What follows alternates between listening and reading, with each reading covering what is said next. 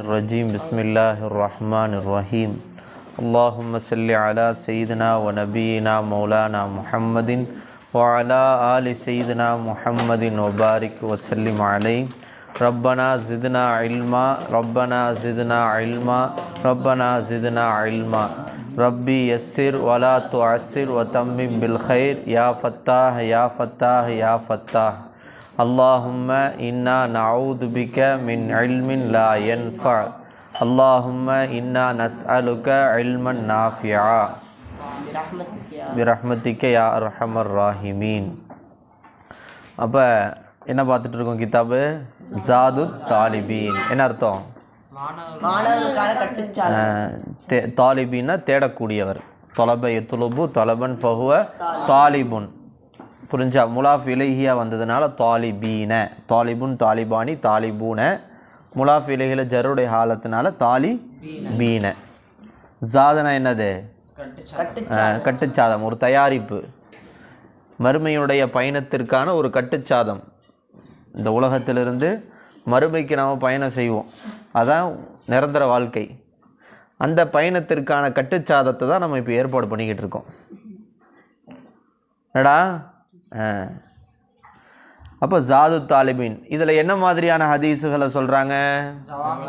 ஜவாமியுல் கலீம், சுருங்க சொல்லி நிரப்பமான பொருளுடைய அந்த ஹதீஸுகளை மட்டுமே என்ன செய்கிறாங்க? பல்வேறு ஹதீஸ் கிதாபுகள்லேருந்து செலக்ட் பண்ணி இந்த கிதாப்காரர் எழுதியிருக்காரு. அந்த கிதாப்காரர் பேர் என்னது? முஃப்தி ஆஷிக் இலாஹி புர்னி. ஆஷிக் இலாஹி, இறை காதலன். அவருடைய பேர் இறை காதலன்ட்டு, ஆஷிக் இலாஹி. ஓகேவா? ஃபர்ஸ்ட் இப்போ அடுத்த ஹதீஸ் என்ன மாறுமா? என்ன ஹதீஸு? அவுது பில்லாஹி மினஷ் ஷைத்தானிர் ரஜீம் பிஸ்மில்லாஹிர் ரஹ்மானிர் ரஹீம். இன்ன அவுலன்னாசி பில்லாஹி, மக்களிலே அல்லாவை கொண்டு மிகவும் நெருக்கமானவர். மக்களிலே அல்லாவை கொண்டு மிகவும் நெருக்கமானவர். மன் பதஅஹும், அவர்களிடத்திலே யார் ஆரம்பிக்கிறாரோ, பதஅனா ஆரம்பித்தான் அர்த்தம். இங்கே வந்து முந்துகிறாரோ, யார் அவர்களிடத்திலே முந்துகிறாரோ, எதை கொண்டு?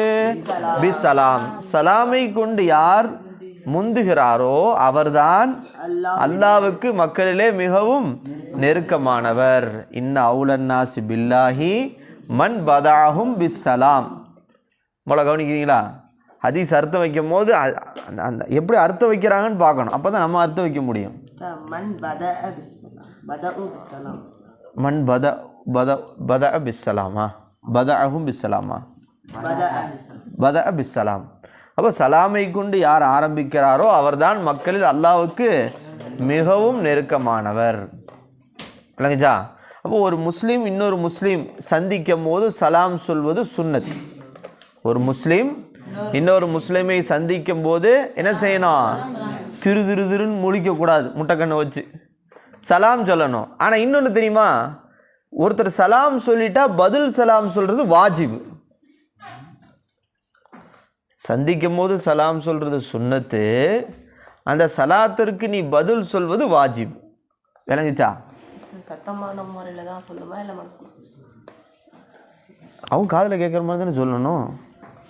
சில பேர் இப்படி சொல்லுவாங்க, எப்படின்னு வாங்க, அது சலாம் கிடையாது, அப்படின்னு வாங்க. இது இது சலாம்லாம் கிடையாது. சலாம்லாம் வாயை திறந்து அஸ்ஸலாமு அலைக்கும் வரா, அதுலேயும் முழு சலாம் சொல்லணுன்றாங்க. அஸ்ஸலாமு அலைக்கும் வரஹ்மத்துல்லாஹி வபரகாத்துஹுன்றாங்க. புரிச்சா? அப்போ யாருக்கு பெருமை இல்லையோ அவன் கரெக்டாக இருப்பான். இதில் நம்ம ஏற்கனவே வந்துச்சுல்ல ஒரு ஹதீஸு, என்னது? அல் பாதியோ பிஸ்ஸலாமி பரிய மினல் கிபிர், சலாமை கொண்டு யார் முந்துகிறாரோ அவர் பெருமையை விட்டு நீங்கியவர். அப்போ எவனுக்கு பெருமை இல்லையோ அவன் என்ன செய்வான்? சலாம் சொல்லுவான், ஃபஸ்ட்டு முந்தி சொல்லுவான். எவனுக்கு பெருமை? ஆமாம், இவருக்கு சலாம் வேறு சொல்லணுமா, அப்படி இருக்கிறவன் எப்படி வாயில் வரும்? புரிஞ்சா? அப்போ சலாம் சொல்வதே, சலாமை கொண்டு முந்துவதே எதனுடைய அடையாளம்? பணிவுடைய அடையாளம். அப்போ அந்த பணிவுடைய அடையாளம் நமக்கு வேணும்ல. ஓகே, அடுத்து இப்போ கால நபியோ ஸல்லல்லாஹு அலைஹி வஸல்லம் இன்னர் ரிபா, நிச்சயமாக வட்டி, வட்டி குட்டி, வட்டி வட்டி ஒயின் கசுர, வட்டினா என்ன தெரியுமா? மொளா தேவந்தானப்பட்டி மொளா, வட்டினா என்ன தெரியுமா? வட்டி என்ன? வட்டினா வாட் இஸ் மீன் பை வட்டி? இன்ட்ரெஸ்ட்.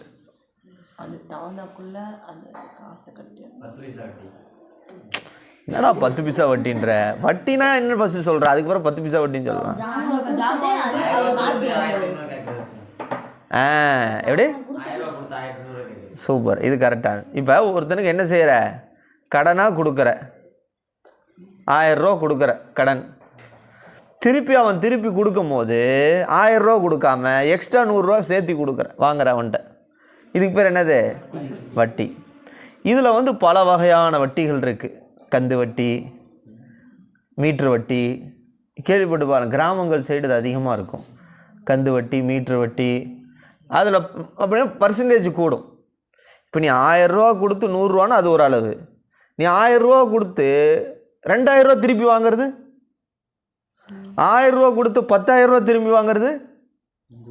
அப்போ மக்கள் என்ன செய்வாங்கன்னா, அவனுக்கு தேவை, தலை போகிற தேவை பார்ப்பான், இப்போதைக்கு பிரச்சனை தீந்தா போதுண்டு எதில் போய் விழுந்தான். அதில் கந்து வட்டின்றது ரொம்ப மோசமாக, ரொம்ப அதிக பர்சன்டேஜ் தான்.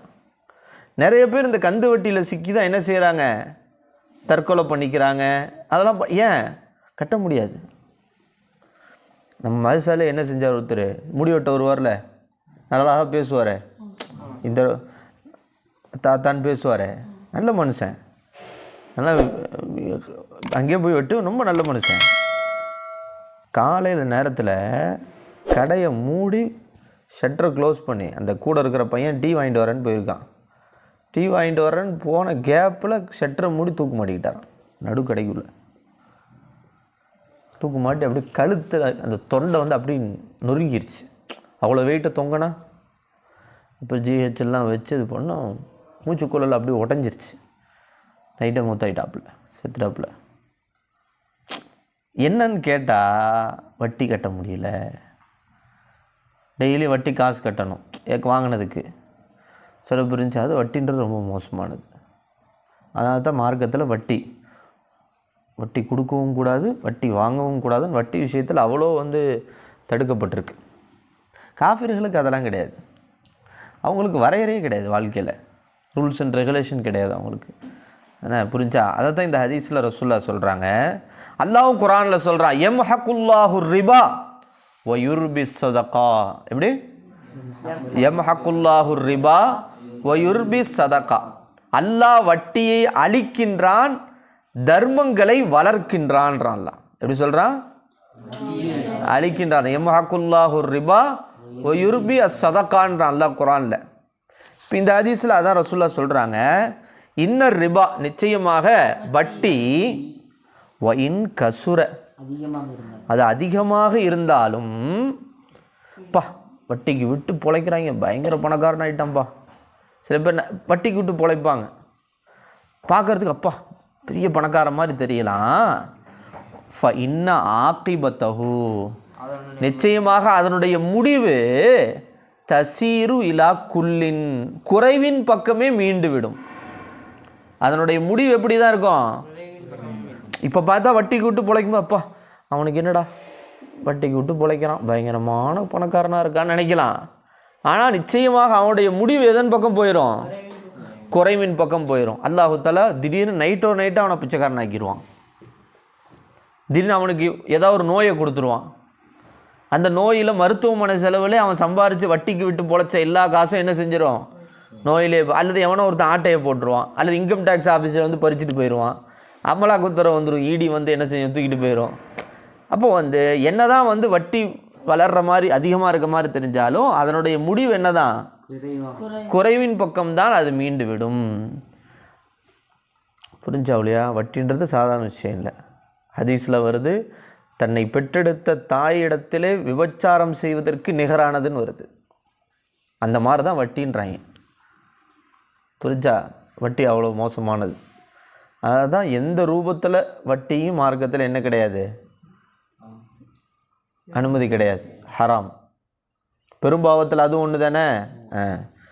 வட்டி வாங்குபவர், வட்டி கொடுப்பவர், வட்டிக்கு கணக்கு எழுதுபவர், வட்டிக்கு உதவி செய்பவர் எல்லாரும் லானத் செய்யப்பட்டவர்கள். ஆக்கிலு ரிபா ஓ மூக்கிலுஹு, கேள்விப்பட்டிருக்கீங்களா? வட்டியை சாப்பிடுவர்கள், சாப்பிட வைப்பவர்கள், அதற்காக கணக்கு எழுதுபவர்கள், எல்லா இடத்துல ஒரு 5-6 கேட்டகரி வட்டி தொடர்புடைய எல்லா வேலை செய்கிற எல்லாருக்குமே என்னதான் சபிக்கப்பட்டவர்கள்னு வருது. விளங்குச்சா? இப்போ அதான் தான் ரசூல் ஸல்லல்லாஹு அலைஹி வஸல்லம் என்ன சொல்கிறாங்க, இன்னர் ரிபா ஒயின் கசுர, அது அதிகமாக இருந்தாலும் ஃபைன்ன ஆகிபத்தஹு, நிச்சயமாக அதனுடைய முடிவு தசீரு இல்லா குல்லின், அது எதன் பக்கம் போய் முடிஞ்சிடும், குறைவின் பக்கம் போய் முடிந்துவிடும். விளங்குச்சா? அடுத்து இன்னல் கலப, நிச்சயமாக கோபம். புரிஞ்சா? கோபம் இருக்கே, கோபம் ல யுஃப்சிதுல் ஈமான, ஈமான வீணாக்கிரும். அவனோட உள்ளத்தில் இருக்கிற ஈமான வீணாக்கிரும். எப்படி தெரியுமா வீணாக்கும்? அதுக்கு ஒரு உதாரணம் ரசூலுல்லாஹ் சொல்கிறாங்க. கமா யுஃப்சிது சபிரு, கசப்பு தன்மையுள்ள ஒரு தாவரத்திற்கு பேர் சபிர். சபிர்னா அது ஒரு கசப்பான செடி. அந்த செடி எப்படி தேனை வீணாக்கி விடுமோ, தேன் இருக்குல்ல, தேன் எவ்வளோ சுவையானது, அந்த தேனில் போய் இந்த கசப்பு செடியை மிக்ஸ் பண்ணால் அந்த தேனை என்னவாயிரும், கசப்பாயிரும். இந்த மாதிரி தான் ஒருத்தன்ட்ட ஒரு உள்ளத்தில் அவனுக்கு என்ன இருக்குது, கோபம் இருந்தால் அது அவனோட ஈமானே என்ன செஞ்சிடும், என்னவாயிரும், வீணாக்கிரும். கோபத்தை பற்றி நம்ம ஏற்கனவே நம்ம நிறையா சொல்லியிருக்கோம். புரிஞ்சா? கோபம் என்ன இருக்கக்கூடாது, வரக்கூடாது. வந்தால் என்ன செய்யணுமாலா, ஒழு எடுக்கணும். அவுது பில்லாஹி மினஷ் ஷைத்தானிர் ரஜீம் சொல்லணும். ஏன் ஒழு எடுக்கணும்? ஷைத்தான் வந்து நெருப்பால படைக்கப்பட்டவன். ஷைத்தானு நெருப்பால படைக்கப்பட்டவன். இந்த கோபம் யார்கிட்ட இருந்து வர்றது? உங்க கூட இருக்கிற நண்பனா இருக்கானே, ரத்த நாளங்கள்லாம், இன்னும் ஷைத்தான எஜ்ரி மினல் இன்சானி மஜ்ர தம், அவன்கிட்ட வந்தது. எனவே எப்படி நெருப்பை தண்ணியை கொண்டு அணைக்கிறோமோ அந்த மாதிரி ஒழுவை கொண்டு நம்ம கோபத்தை என்ன செய்யணும், கண்ட்ரோல் பண்ணணும். விளங்குச்சா? ஒருத்தர் யார், ஹதீஸில் வருது, யார் தன்னுடைய கோபத்தை அடக்குகிறாரோ, தன் கோபத்தை அடக்கி பழகிறாரோ, நாளைக்கு மறுமையில் சொர்க்கத்தில் அவருக்கு ஹூர்லீன்கள் ஹியார் கொடுக்கப்படுமா. எப்படி வருது? ஹூர்லீன்கள்னா தெரியுதா? சொர்க்கத்து பேரழகிகள். சொர்க்கத்தில் அல்லாஹ் எல்லாம் வச்சுருக்கான், பாலாறு, தேனாறு, மது ஆறு. இங்கே தாங்க மது குடிக்கிறது ஹராமு. அங்கே வந்து நீ குடிச்சு தான் ஆகணும், என்ஜாய்மெண்ட்டு தான். இங்கே தான் வந்து ரூல்ஸ் அண்ட் ரெகுலேஷன். நீ தான் இங்கே ஜெயிச்சிட்டிய, ஃப்ரீ. அங்கே அல்லாஹு தஆலா பெண்களுக்கு ஹூர்லைன்னு ஒரு இனத்தையே வச்சுருக்கிறான். இப்போ என்னென்னா, யார் வந்து தன்னுடைய கோபத்தை அடக்கி ஆள்கிறாரோ இந்த உலகத்தில், நான் கோபத்தை அடக்கிறது அவ்வளோ ஈஸி இல்லை. ரசூலுல்லாஹ் சொன்னாங்கல்ல, உண்மையான வீரன் என்பவன் அது ஒன்று. இன்னம ஷதீது லைஷ ஷதீது பிஸ்ஸுராத்தி இன்னம ஷதீது மை யம்லிகு நஃப்ஸஹு இந்தல் கல்ப். உண்மையான வீரன் என்றால் என்ன கிடையாது, யாரு? கோபம் வரும்போது கோபத்தை அடக்கிறவன் தான் உண்மையான வீரனா. அந்த நேரத்தில் நீ கோபத்தை வெளிப்படுத்திட்டுனா நீ வந்து கோலன்னு அர்த்தம்ன்றாங்க. எனக்கு ஜாமோலா. அப்போ ஹதீஸில் என்ன வருது, யார் கோபத்தை அடக்குகிறாரோ அவளுக்கு மறுமையில் அவருக்கு ஹூர்லைன்கள்லேருந்து செலக்ட் பண்ணிக்க ஹியார் கொடுக்கப்படுமா. சதை புரிஞ்சா? ஹூர்லைன்கள்னால் இந்த உலகத்து பெண்கள் மாதிரி இருக்க மாட்டாங்க. அவங்க சுபஹானல்லாஹ் அஹ்சன ஹுஸ்னா. விளங்குச்சா? ஆனால் இந்த உலகத்தை நீ கட்டுப்பாடாக வாழணும். நீ இந்த உலகத்தில் 4 பெண்களை, அந்நிய பெண்களை பார்க்காம இருந்து மார்க்கத்துக்கு உட்பட்டு நடந்தால் தான் அது கிடைக்கும். நீ இங்கே ஜாலியாக இருந்துட்டாங்கன்னா அங்கே ஆப்பு தான் கிடைக்கும், நரகத்தில் இருக்கிற கட்டம் கருப்பி தான் கிடைக்கும்.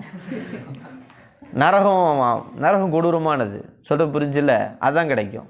இப்போ இந்த உலகத்தில் இந்த சிறைச்சாலையில் நம்ம என்ன செய்யணும், இந்த சிறை இது ஒரு துன்யா, அத்துன்யா சிஜ்னுல் முஃமின். இந்த முஃமின்களுடைய சிறைச்சாலையான இந்த உலகத்தில் இந்த முஃமின்களுக்கு சொல்லப்பட்ட சிறைச்சாலையுடைய ரூல்ஸ் அண்ட் ரெகுலேஷன் நம்ம ஃபாலோ பண்ணணும். அப்படி ஃபாலோ பண்ணால் நாளைக்கு மறுமையில் சொர்க்கம் கிடைக்கும். அந்த சொர்க்கம் வந்து இந்த வருஷம் 50 வருஷம் 60 வருஷம் இல்லை, ஹாலிதீன ஃபீஹா, என்னது நிரந்தரம். இந்த உலகத்தில் நமக்கு சொல்லலாம் முஃமின்களுடைய வயசு என்னன்ற சொல்லும் போது 60க்கும் 70க்கும்ட்டாங்க. அமார் உம்மத்தி மாபைன சித்தீன ஓ சபைனன்ட்டாங்க. ஆனால் அங்கிட்டு உலகம் மாஷா அல்லாஹ் என்ன கிடையாது, மௌத்தே கிடையாது, என்ஜாய்மெண்ட்டு தான் வாழ்க்கை. நரகம்டா என்ஜாய்மெண்ட்டு தான் நரகம். புரிஞ்சா? இப்போ நம்ம இந்த உலகத்தில் இது பண்ணணும். அப்போ கோபம், அப்போ கோபம்ன்றதை என்ன செய்யணும், நம்ம கட்டுப்படுத்தணும், கோபப்படக்கூடாது. இன்னல் கலப, நிச்சயமாக கோபம் ல யுஃப்ஸிதுல் ஈமான, அது என்ன செய்யுமா, ஈமான கெடுத்துரும்.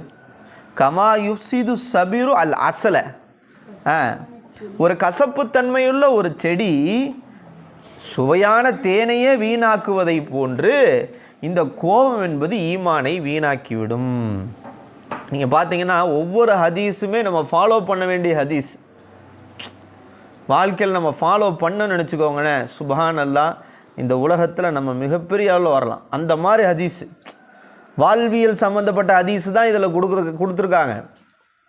ஒவ்வொன்றும் நம்ம வாழ்க்கையில் பின்பற்றணும். பார்த்து பார்த்து பார்த்து பின்பற்றணும்னு நினச்சிக்கோங்க, நம்ம லெவலில் வேறு லெவல் தான்.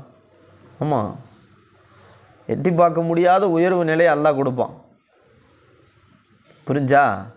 என்னைக்கு நம்ம மார்க்கத்தை ஒழுங்காக பின்பற்றலையோ, நம்ம படித்ததின்படி அமல் செய்யலையோ, நம்ம அசிங்கப்படுவோம், தில்லத்தாக்கப்படுவோம்.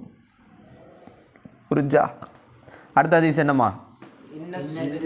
قال النبي صلى الله عليه وسلم إن الصدق, நிச்சயமாக உண்மை, உண்மையை பேசுவது, உண்மையாக நடப்பது, உண்மையை வாழ்க்கையிலே கடைபிடிப்பது, எல்லாத்துலேயும் உண்மையாக இருப்பது.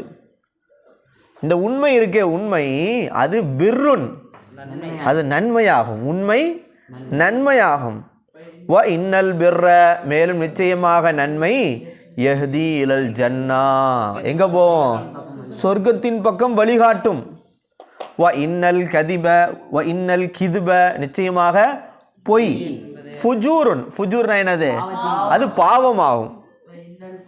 வ இன்னல் ஃபுஜூர, நிச்சயமாக பாவம், யஹ்தி இலன் நார், நரகத்தின் பக்கம் வழிகாட்டும். அப்போ உண்மையை மட்டும் பேசணும், எல்லா விஷயத்திலையும் உண்மையாக நடந்து கொள்ளணும், பொய்யை நம்ம வாழ்க்கையை விட்டு என்ன செய்யணும், தவிர்த்து கொள்ளணும். எல்லாத்துலேயுமே, அது வியாபாரமாக இருக்கட்டும், விளையாட்டுக்கு கூட பொய் சொல்லக்கூடாது. சும்மா விளையாட்டுக்கு பொய் சொன்னேன், அது ஏன் விளையாட்டுக்கு பொய் சொன்னேன், புரிஞ்சா? விளையாட்டுக்கு கூட நம்ம என்ன செய்யக்கூடாது, நம்ம ஏற்கனவே சொன்னோம், உண்மை என்பது மன அமைதியை ஏற்படுத்தும், துமானீனத்துன். ஆனால் பொய் என்பது ரீபத்துன், சந்தேகத்தை ஏற்படுத்தும்னு சொன்னோம். அப்போ வாழ்க்கையில் என்னது ரொம்ப முக்கியமானது, உண்மை. விளங்குச்சா? இத்தனை காலமாக இல்லை, இனிமேலாவது வருதுன்னு பார்ப்போம் அப்படின்றியா, வர வைக்கணும். அதுக்கு தானே ஓதுற. ஹராம் இல்லையாப்ப? ஆமாடா. இப்போ என்னடா பாவன்றாங்க, நரகத்தின் பக்கம் வழிகாட்டுன்றாங்க, அப்போ அது பாவம் ஹராம் இல்லையா? எவ்வளோ பொய் சொல்லுப்ப வாழ்க்கையில், எத்தனை புருடா விட்டுருப்ப. கேட்குறவன் கேன பையனாக இருந்தால் என்ன செய்யறது, சீதையுடைய ராமன் சீதையுடைய சித்தப்பா என்றானா அப்படின்னு ஒரு பழமொழி மாதிரி எத்தனை காதில் பூ சுற்றிருப்ப உங்கள் வீட்டில். அப்போலாம் பூ சுற்றக்கூடாது, புரிஞ்சா? உண்மையாக இருக்கணும். அல்லாஹ் தஆலா உண்மையாக இருக்கக்கூடிய பாக்கியத்தை கொடுக்கணும் இன்ஷா அல்லாஹ். புரிஞ்சா? அவள் பொய் புரட்டு அப்படின்னு சொல்லுவோம். வியாபாரங்களில் பொய் புரட்டு பண்ணுறது, காசில் பொய் புரட்டு பண்ணுறது, இந்த மாதிரிலாம் இல்லாமல் நம்ம நம்மள்கிட்ட இருக்கணும், கவனமாக இருக்கணும். அடுத்து முடிஞ்சா? அடுத்த ஹதீஸ், கால நபியோ ஸல்லல்லாஹு அலைஹி வஸல்லம், இன்னல்லாஹ, நிச்சயமாக அல்லாஹ், ஹர்ரம, என்ன அர்த்தமா, ஹராமாக்கி இருக்கிறான், அலைக்கும், உங்களின் மீது அல்லாஹ் என்ன செய்கின்றான், ஹராமாக்கி இருக்கின்றான். என்னத்தை ஹராமாக்கி இருக்கான், உக்கூக்குல் உம்மஹாத், உக்கூக்கல் உம்மஹாத் மஃபூல். தாய்மார்களை நோவினை செய்வதை அல்லாஹ் ஹராமாக்கி இருக்கிறான். தாயுடைய மனசு கஷ்டப்படுற மாதிரி நம்ம நடந்துக்கூடாது. போமா, ஏமா எப்போ பார்த்தாலும் டார்ச்சர் பண்ணிக்கிட்டே இருக்கிற, உனக்கு வேறு வேலையே இல்லையாம்மா, இப்படி பேசக்கூடாது. ஏன்னா மொளா ரம்ஜான் மொளா அம்மாவை என்ன செய்யக்கூடாது? நம்ம ஹதீஸில் கேள்விப்பட்டிருக்கோம், தாயுடைய துவா இல்லை, பொருத்தம் இல்லைன்னா மௌத்தாம் போது களிமா வராது. நீ பெரிய அவுளியாவாக இருக்கலாம், பெரிய ஆபிதாக இருக்கலாம், பெரிய வணக்கசாலியாக இருக்கலாம், பெரிய கொடை வல்லலாக இருக்கலாம், ஆனால் தாயுடைய துவா இல்லைன்னா மௌத்தாம் போது என்ன வராது? களிமா வரும். ஒரு சஹாபிக்கு அப்படி நடந்துச்சு இல்லை, கேள்விப்பட்டீங்கல்ல, தெரியுமா? அல்கமான ஒரு சஹாபி சக்கராத்தில் படுத்திருக்கிறாங்க. சஹாபாக்கெல்லாம் வந்து களிமா சொல்லி தராங்களாம். பார்த்தா களிமா அவங்களால சொல்ல முடியல, என்னன்னே தெரியல. அதுக்கு பிறகு ரசூல்லாட்ட வந்து சஹாபாக்கள் சொல்கிறாங்க. ரசூல் ஸல்லல்லாஹு அலைஹி வஸல்லம் கேட்குறாங்க, அவங்களுக்கு மனைவி இருக்காங்களா? மனைவி இருக்காங்க. அவங்க விசாரிக்கிறாங்க கூப்பிட்டு. இப்போ என் கணவர் ரொம்ப பெரிய இபாதத் செய்யக்கூடியவர், பெரிய வந்து தர்மம் செய்யக்கூடியவருன்றாங்க. அடுத்து கேட்குறாங்க, சரி அவருக்கு தாய் இருக்கா? ஆமாம் தாய் இருக்குது. வயசானவங்க, ரொம்ப வயசானவங்க, அவங்கள்ட்ட போய் விசாரிச்சுட்டு வாங்க. அவங்க வந்து இவருடைய விஷயத்தில் பொருத்தம் இல்லாமல் இருக்காங்க, இவருடைய விஷயத்தில் பொருத்தம் இல்லாமல் இருக்காங்க, நியூஸ் வருது. அப்போ உடனே சஹாபாக்களை ரசூல்லா அனுப்பி வைக்கிறாங்க. அனுப்பி சொல்கிறாங்க, உங்கள் மகனாருக்கு, அவங்க வயசான கிழவி, ரசூல்லா சபைக்கு நீங்கள் வர்றீங்களான்னு கேட்குறாங்க. அல்லது ரசூல்லா வரணுமே, இல்லை நானே வரேன். ரசூல்லா சபைக்கு வந்துடுறாங்க. ரசூல்லா சொல்கிறாங்க, உங்கள் மகனுக்கு என்ன வரல? களிமா வரல, களிமா வரல. நீங்கள் பொருத்தம் இல்லாமல் இருக்கீங்க, உங்கள் மகனை நீங்கள் பொருந்திக்கோங்க. அப்போ அவங்க சொல்கிறாங்க, மனைவிக்கு அவர் முக்கியத்துவம் கொடுத்து என்னை வந்து என்ன செஞ்சிட்டாரு? ஒதுக்கிட்டாரு அப்படின்னு சொல்கிறாங்க.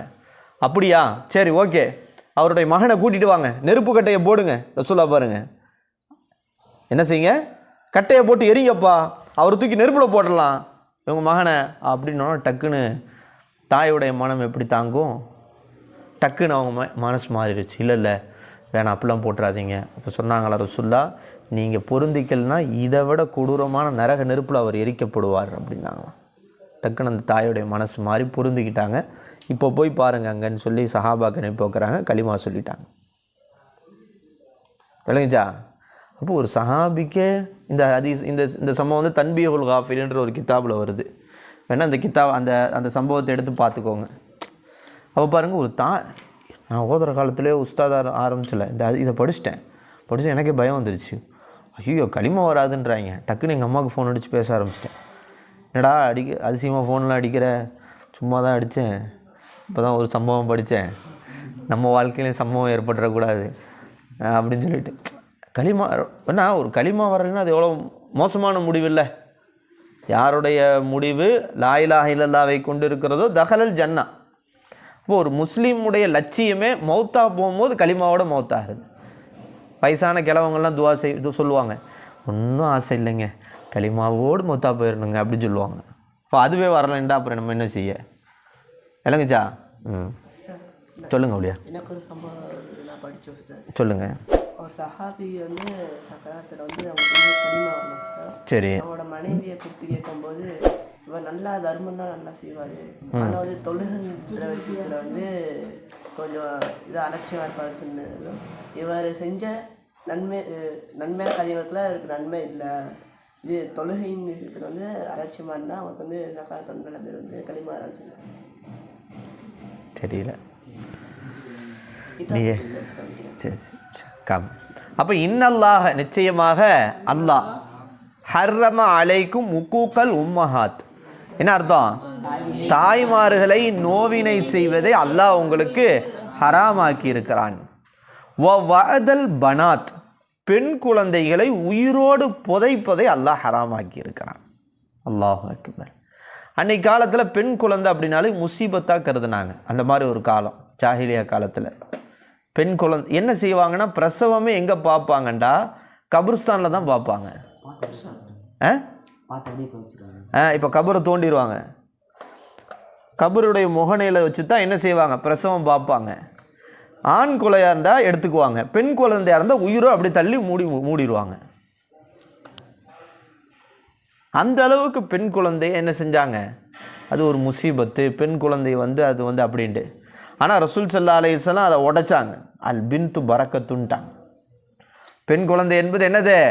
பரக்கத்து, வீட்டுக்கு பரக்கத்து. குழந்தை பெண் குழந்தையாக இருந்தால் அந்த வீட்டில் பரக்கத்து ஏற்படும் அப்படின்ட்டாங்க. புரிஞ்சா? இப்போ அதனால தான் அந்த பழக்கத்தை ரசூலுல்லாஹ் என்ன செஞ்சாங்க?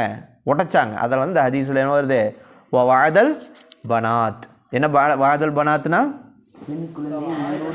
உயிரோடு புதைப்பது. பெண் குழந்தைகளை புதைப்பது ஹராமாக்கப்பட்டிருக்கிறது. அடுத்து மன்அ வஹாத்.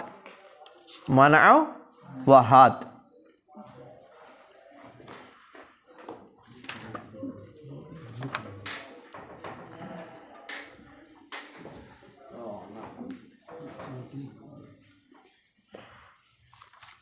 மனஅனா கொடுக்க வேண்டியதை கொடுக்காமல் இருப்பது. மனஅனா என்ன அர்த்தம்? இப்போ ஒருத்தனுக்கு ஒரு கடன் வாங்கியிருக்கு, அதை கொடுக்கணும் நீ திருப்பி, அதை கொடுக்காம என்ன செய்யறது? போயிட்டு கொடுக்காம என்ன செய்யறது? இருக்கிறது. விளங்குச்சா? கொடுக்காம இருக்கிறது. அடுத்து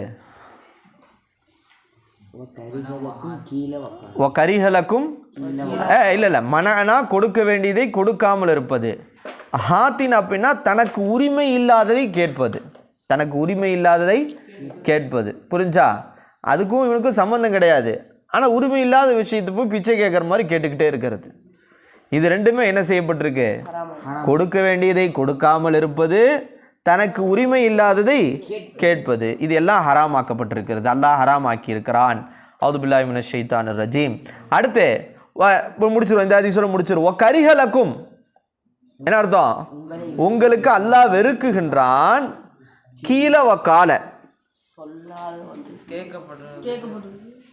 இப்படி சொல்லப்பட்டுச்சு, அப்படி சொன்னாங்கன்னு இந்த காதுல கேட்டதெல்லாம் பேசுவாங்கல்ல, காதுல கேட்டதெல்லாம் பேசுவாங்கல்ல, கீழே வக்கால வீண் பேச்சு, வெட்டி பேச்சு பேசுவாங்கல்ல, அப்படியா அங்கங்க உட்காந்து இப்படி கீழே வக்கால இப்படி சொல்லப்பட்டுச்சாமே, இப்படி சொன்னாங்களாமேன்னு இப்படி வீண் பேச்சு பேசுறது உங்களுக்கு வெறுக்கப்பட்டிருக்கிறது. அடுத்து கசரத்த சுஆலி, அதிகமான வீண் கேள்வி, அறிவுள்ள கேள்வி இல்லை. சில பேர் சம்மந்தம் இல்லாமல் கேட்பான், வேணும்ட்டே கேட்பான். இப்படி தேவையில்லாத அதிகமான கேள்விகளும் உங்களுக்கு வெறுக்கப்பட்டிருக்கிறது. வ இலாஅத்தல் மாலி, செல்வத்தை வீணாக்குவது. செல்வத்தை என்ன செய்யறது? வீணாக்குவது உங்களுக்கு வெறுக்கப்பட்டிருக்கிறது. ஓகேவா? அப்ப எத்தனை ஹதீஸ் முடிஞ்சிருக்கு?